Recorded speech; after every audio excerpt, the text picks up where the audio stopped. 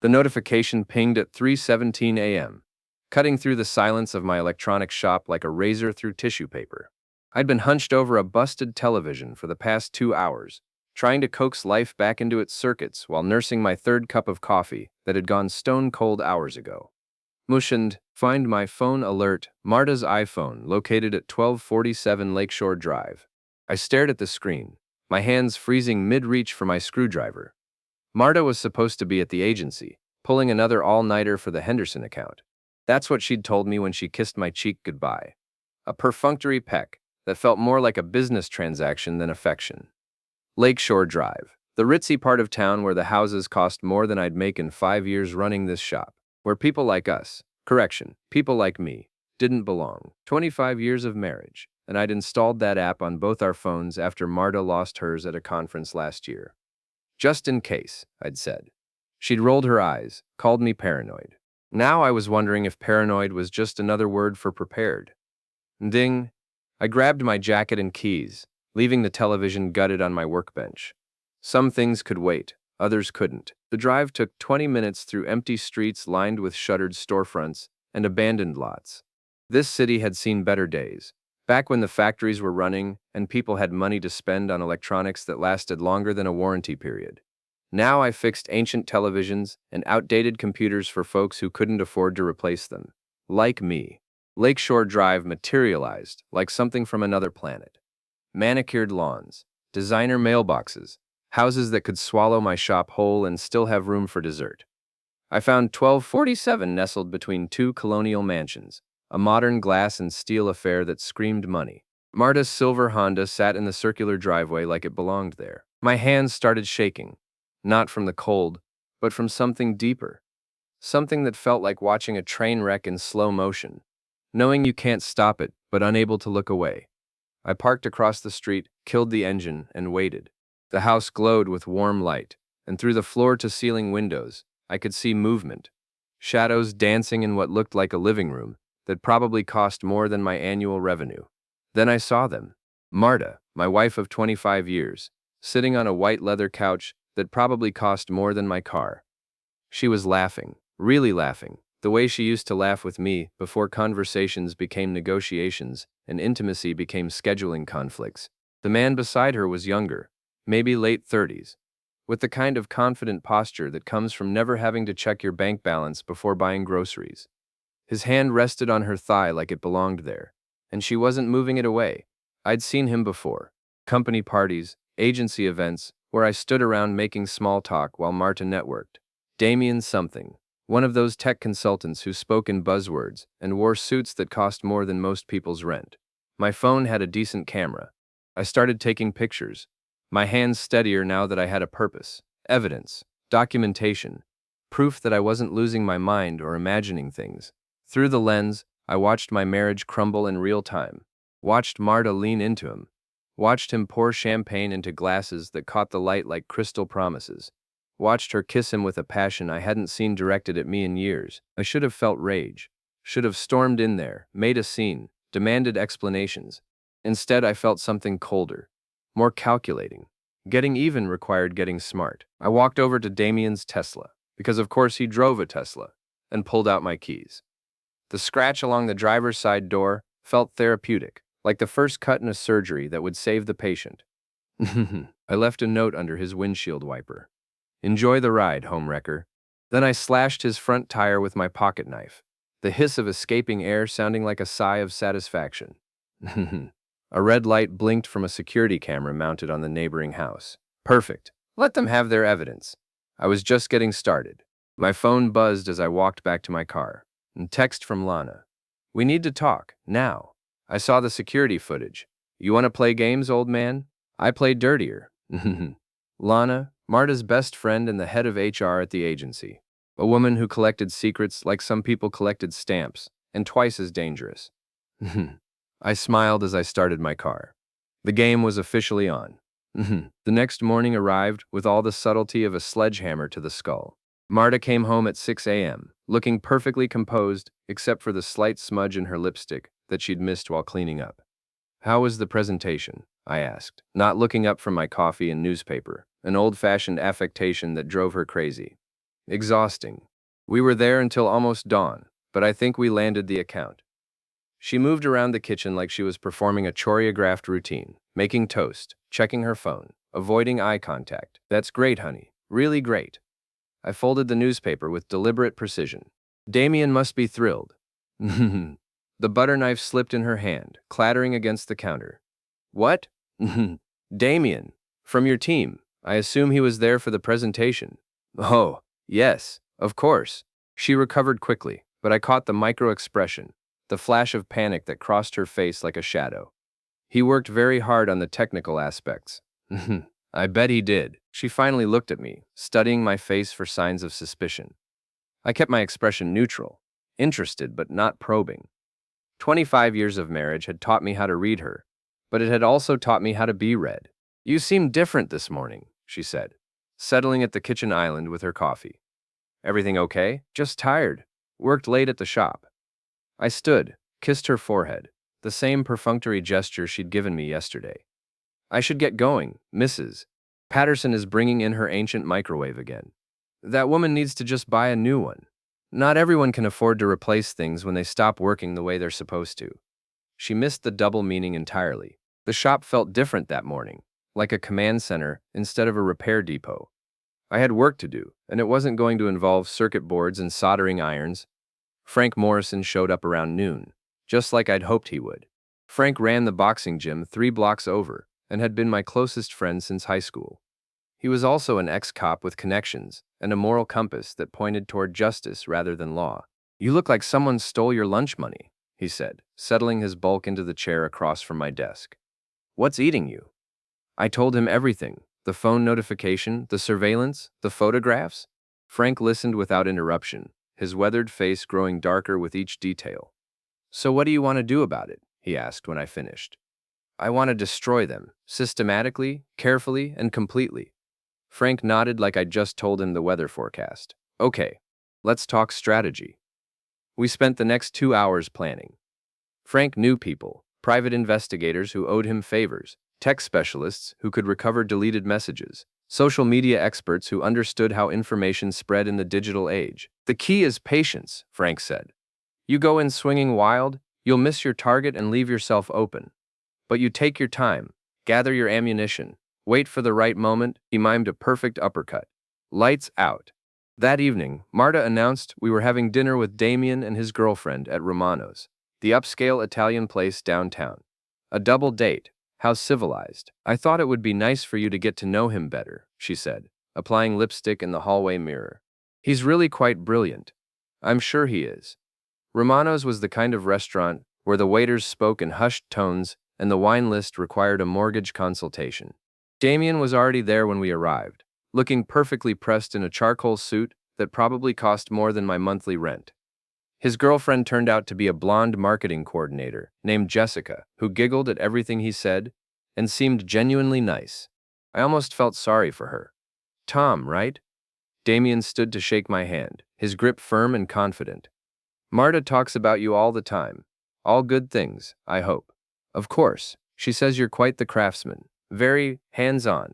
The emphasis on hands-on felt deliberate, like he was testing me. I smiled and squeezed his hand just a little harder than necessary. I believe in fixing things that are broken. Sometimes it takes more effort than people expect, but I'm very thorough. We sat down, and the performance began. Marta and Damien played their parts perfectly, professional colleagues enjoying a social evening. But I'd learned to read between the lines. The way her hand lingered when she passed him the bread basket. How his eyes found hers when he made a joke. The shared glances that excluded Jessica and me from their private conversation. So Tom, Damien said over the main course, Marta tells me business has been slow. Have you considered modernizing, maybe focusing on newer technology? People in this neighborhood can't afford newer technology. They need someone who can make the old stuff work. But surely there's more money in staying current, following trends. I cut my steak with deliberate precision. I've never been much of a follower. I prefer to make my own path. Marta jumped in quickly. Tom's very independent, sometimes to a fault. Independence is admirable, Damien agreed. As long as it doesn't become stubbornness. The world moves fast these days. You adapt or you get left behind. Jessica giggled nervously. Damien's always talking about adaptation. He says it's the key to survival. Darwin was right about that, I said. Though he also noted that adaptation sometimes involves eliminating the competition. The table went quiet for a moment. Then Damien laughed, a sound like breaking glass. You're funny, Tom. I can see why Marta married you. She got lucky. I excused myself to use the restroom, but instead walked outside to the parking lot. Damien's Tesla was there, sporting a fresh tire and a new paint job where I'd keyed it. Fast work, expensive work. I took photos of his license plate, noted the time and location. Information was ammunition, and I was building an arsenal. When I returned to the table, Marta and Damien were deep in conversation about some client presentation. Jessica looked bored, scrolling through her phone. Sorry, Marta said without looking at me. Shop talk. Don't mind me. I find it fascinating how some people can be so passionate about their work. The dinner ended with handshakes and promises to do it again soon. In the car, Marta was unusually quiet. You were rude tonight, she said finally. Was I? I thought I was being friendly. That thing about eliminating competition. And you kept staring at Damien like you wanted to hit him. I pulled into our driveway and turned off the engine. Maybe I was just trying to figure out what makes him so special. What's that supposed to mean? Nothing. Just making conversation. She studied my face in the dim light from the street lamp. You're acting strange lately. Paranoid. Am I? Or am I just paying attention for the first time in years? She got out of the car without responding. But I caught the flash of panic in her eyes again. Good. Let her wonder what I knew. My phone buzzed as I locked the car. Text from Lana. Dinner looked cozy. We still need to talk. Tomorrow. My office. 2 p.m. Don't make me come find you. I looked up at the streetlight, where a small security camera was mounted on the utility pole. It hadn't been there yesterday. Someone was watching me watch them. The game was getting more interesting by the hour.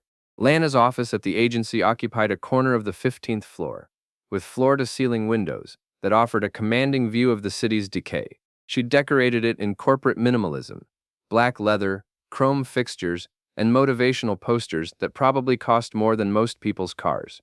She didn't look up when I knocked on her open door at exactly 2 p.m.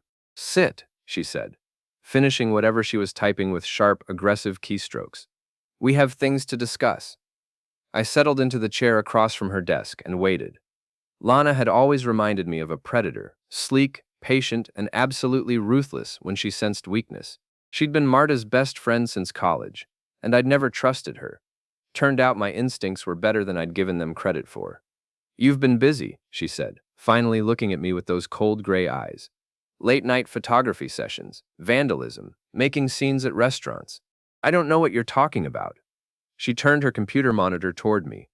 Security footage from last night's dinner showed me in the parking lot, photographing Damien's car. The timestamp was clearly visible. Romano's has excellent security. They were happy to share the footage with a concerned friend. 1.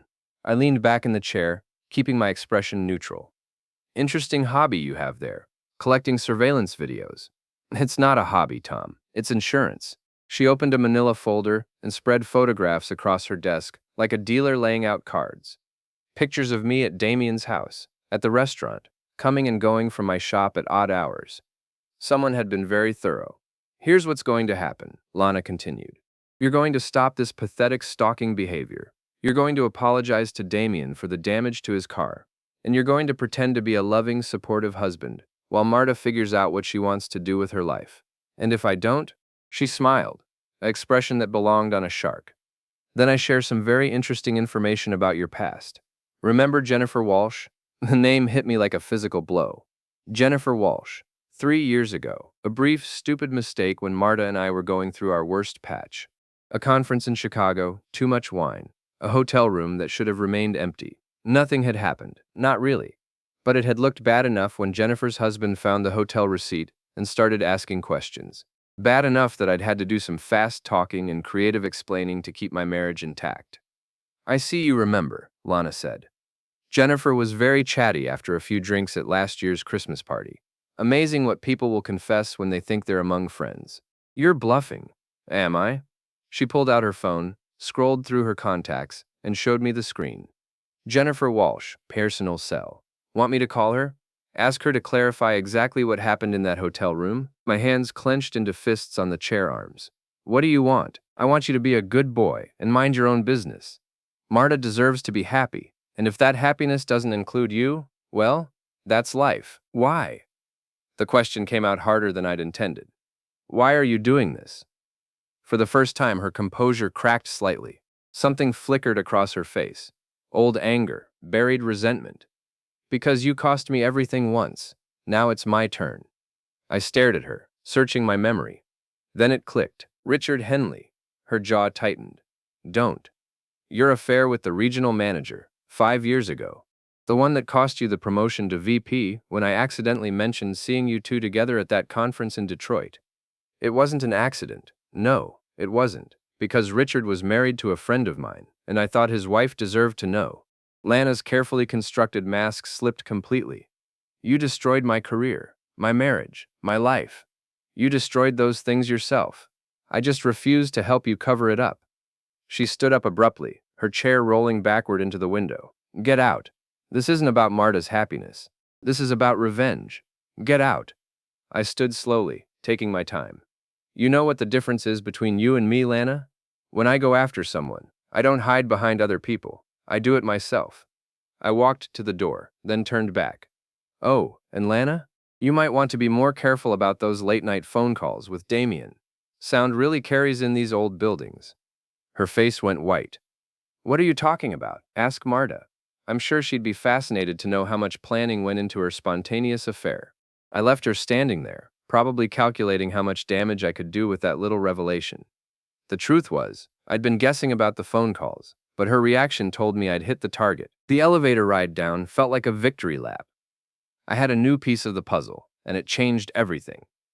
This wasn't just about Marta cheating. This was about Lana orchestrating the whole thing as payback for what I'd done to her career. Frank was waiting in my shop when I got back, sitting behind my desk like he owned the place. How'd it go with the dragon lady? Better than expected. Turns out she's not as smart as she thinks she is. I told him about the confrontation, about the Jennifer Walsh threat, about my suspicion that Lana had been pulling strings from the beginning. Frank whistled low. So she set up your wife with this Damien character just to get back at you? That's my theory. And if I'm right, it means Marta might be as much a victim as I am. Might be. Or she might be a willing participant who's enjoying the ride. I thought about that, about the way Marta had looked at Damien, the passion in that kiss I'd witnessed. Even if Lana had orchestrated the introduction, Marta had made her own choices. Either way, I said, they all need to pay. Frank grinned. Now you're talking my language. What's the plan? We spent the rest of the afternoon strategizing. Frank's contacts in the private investigation business had already started digging into Damien's background. What they'd found was interesting. Damien Chen, not his real name, which turned out to be David Kowalski from Buffalo. 2 previous bankruptcies, a history of insurance fraud charges that never stuck, and a pattern of targeting older, successful women in professional settings. He's a professional, Frank said, sliding the report across my desk. This isn't his first rodeo. I studied the photographs and documentation. Different cities, different names, but the same pattern. Charm offensive, affair, financial manipulation, disappearance when things got complicated. So Marta's just another mark. Looks that way. Question is, does she know it? My phone rang before I could answer. Marta's name on the caller ID. Tom, where are you? Amelia's here for dinner. Our daughter, 21 years old, home from college for the weekend. I'd forgotten completely. On my way, I drove home with a new weight on my chest. Bad enough that my marriage was imploding, but now I had to figure out how to protect my daughter from the fallout. Amelia was smart, but she was also young and idealistic. She believed in happy endings and second chances. She was about to get a harsh education in reality. Amelia was in the kitchen when I arrived, helping Marta prepare dinner. She looked up when I walked in, and her smile lit up the room. Dad, Mom says you've been working too much. You look tired. I hugged her, breathing in the familiar scent of her shampoo.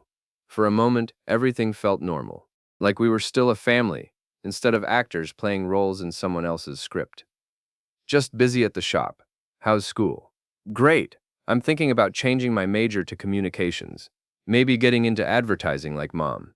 I caught Marta's expression over Amelia's shoulder, a flash of something that might have been guilt.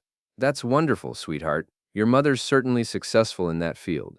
We sat down to dinner, and I watched Marta perform the role of loving wife and mother.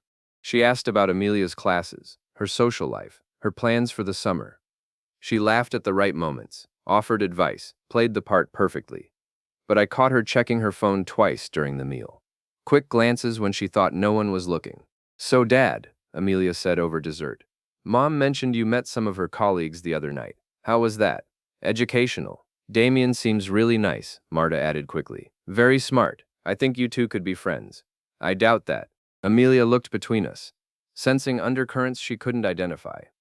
Is everything okay? You both seem tense. Everything's fine, Marta said. Your father's just been stressed about work. Actually, I said, setting down my coffee cup. I've been thinking about making some changes. Big changes. Marta's eyes snapped to mine. What kind of changes? Business changes. Life changes. Sometimes you have to tear everything down before you can build something better. That sounds scary, Amelia said. Change usually is, but sometimes it's necessary. I excused myself early, claiming I had paperwork to catch up on. In my home office, I opened my laptop and started typing. If Lana wanted to play games with people's lives, she was about to learn that I'd been underestimated. My phone buzzed with a text from an unknown number. Stop digging or everyone gets hurt. This is your only warning. I smiled and typed back. Too late. Game on. Then I deleted the message and got back to work. I had a war to plan, and the next 2 weeks passed like a slow-motion avalanche. I watched my carefully orchestrated plan unfold, while maintaining the facade of oblivious husband, and the results exceeded my wildest expectations. It started with Damien's background check, mysteriously finding its way to Marta's boss, Patricia Hendricks, a woman who'd built her agency on reputation and trust. The report landed on her desk Monday morning, along with an anonymous note suggesting she might want to verify the credentials of her newest consultant. I knew this because Frank had a friend who cleaned the offices after hours. Information was everywhere if you knew how to look for it. Tuesday, Damien was called into Patricia's office for what Marta described as routine paperwork review. He emerged 2 hours later looking like he'd been hit by a truck. Wednesday, I implemented phase 2. The beauty of social media is that people share everything. And once something goes viral, it develops a life of its own. The anonymous Instagram account I'd created, Corporate Secrets, posted a series of carefully edited photos showing Damien and Marta together at various locations over the past month. Nothing explicitly inappropriate, just two people who were spending an unusual amount of time together for colleagues. The captions were subtle. When working late takes on a whole new meaning # office romance # unprofessional. Within 24 hours, the posts had been shared across multiple platforms.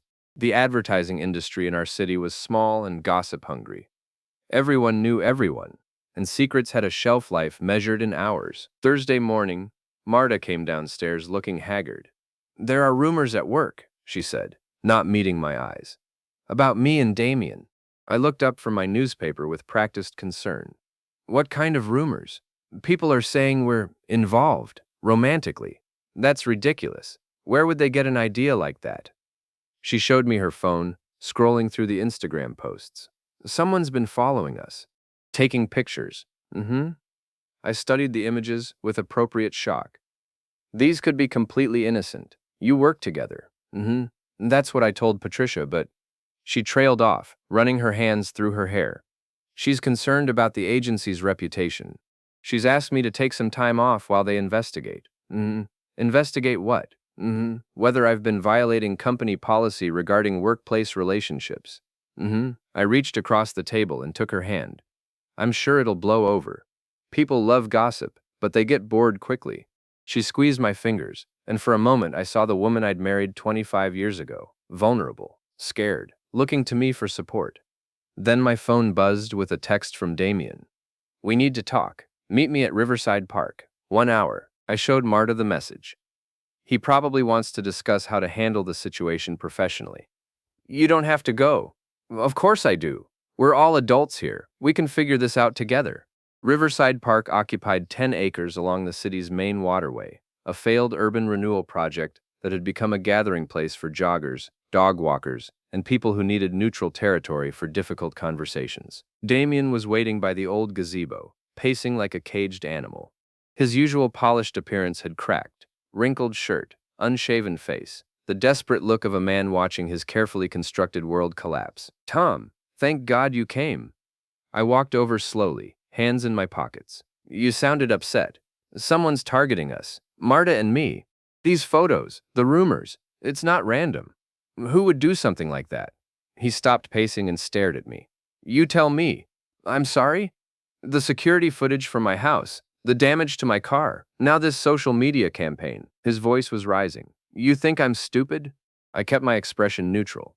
"I think you're paranoid. Am I?" He pulled out his phone, showed me a screenshot. "This account that posted the photos? It was created 3 weeks ago, right after someone broke into my house and trashed my home office. You were robbed? Nothing was stolen.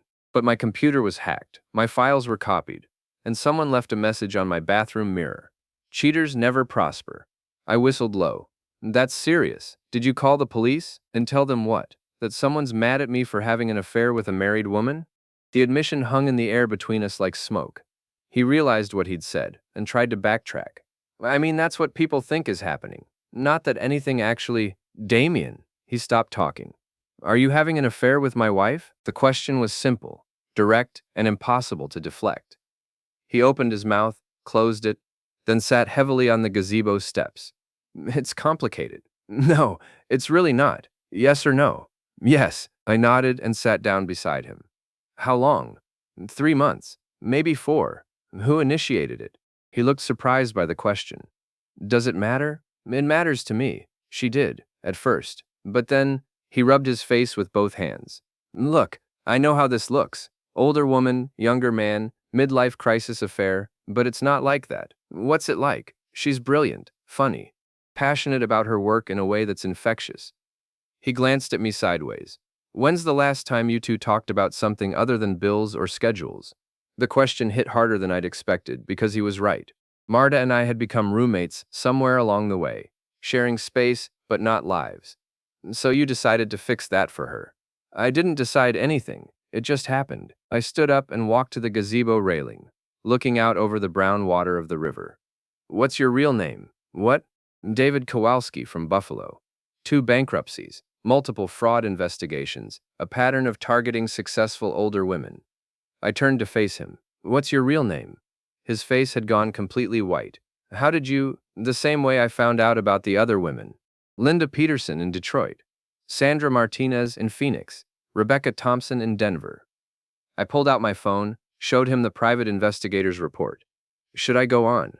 He stood up abruptly, backing away from me. "You don't understand." "I understand perfectly. You're a con artist, and my wife is your latest mark." "It's not like that with Marta." "No? Then what's it like?" "I love her." The words came out raw, desperate, and I realized he might actually believe them, which made him more dangerous, not less. "Does she know who you really are?" "She knows everything that matters." "Does she know about the other women?" His silence was answer enough. "Here's what's going to happen," I said, walking closer. "You're going to disappear. Tonight. Leave town, change your name again, find some other city to work your scam, and you're never going to contact my wife again. You can't make me do anything." I pulled out my phone again, scrolled to a different file. "Patricia Hendricks' personal email. The police detective investigating your activities in Phoenix. The IRS Fraud Division." I looked up at him. "Want me to start making calls? You're bluffing." I hit send on the first email. "Patricia just received a detailed report about David Kowalski and his various aliases. The police will get theirs in about 5 minutes." His phone buzzed. He looked at it, and his face crumpled. "That's Patricia," I said. "Probably calling an emergency meeting." He stared at me with something approaching admiration. "You orchestrated all of this. You targeted the wrong family. What about Marta? She'll be destroyed when I disappear." "Marta will survive. She's stronger than you think." He started walking away, then turned back. "You know this won't fix your marriage, right? Whatever problems you two have, they existed before I came along." "Maybe, but they'll be easier to address without you in the picture." I watched him walk away, shoulders slumped in defeat. Phase 3 was complete. My phone rang as I headed back to my car. Marta's name on the display. "Tom, where are you?" Patricia called. "Damien's been fired. There's some kind of investigation. I'm on my way home." "This is a disaster. If they think I knew about his background, I could lose my job too." "We'll figure it out." How? How do we figure this out? I started my car and pulled out of the parking lot. One step at a time. But I already knew the next step. Lana had been pulling strings from the beginning, and it was time to cut them all at once. The final phase was about to begin. Lana's house sat in the suburban development like a monument to middle-class ambition. Perfectly manicured lawn, imported stone facade, three-car garage housing vehicles that cost more than most people's annual salaries. I'd been there exactly once, for a barbecue 5 years ago that felt more like a business networking event than a social gathering. Now I sat in my car across the street at 11 p.m., watching the windows glow with warm light while I finalized my preparations. Frank had provided the technical equipment, but this was something I needed to handle personally. My phone showed 17 missed calls from Marta. She'd been in full panic mode since Damien's disappearance 3 days ago. He'd vanished completely, cleared out his apartment, closed his bank accounts, left no forwarding address, like he'd never existed at all. Which, in a way, he hadn't. David Kowalski was just another identity in a long line of carefully constructed personas, and when one burned down, he simply moved on to the next. Marta didn't know that yet. She thought she'd lost the love of her life instead of a professional manipulator who'd been playing her from day one. The truth was going to hurt, but it was also going to set her free. Lana's front door opened, and she stepped onto the porch in a silk robe, looking around nervously before walking to her mailbox. I'd been leaving gifts for the past week, copies of her old emails, photographs of her various indiscretions, reminders of exactly how much ammunition I'd collected over the years. Tonight's delivery was different. Tonight was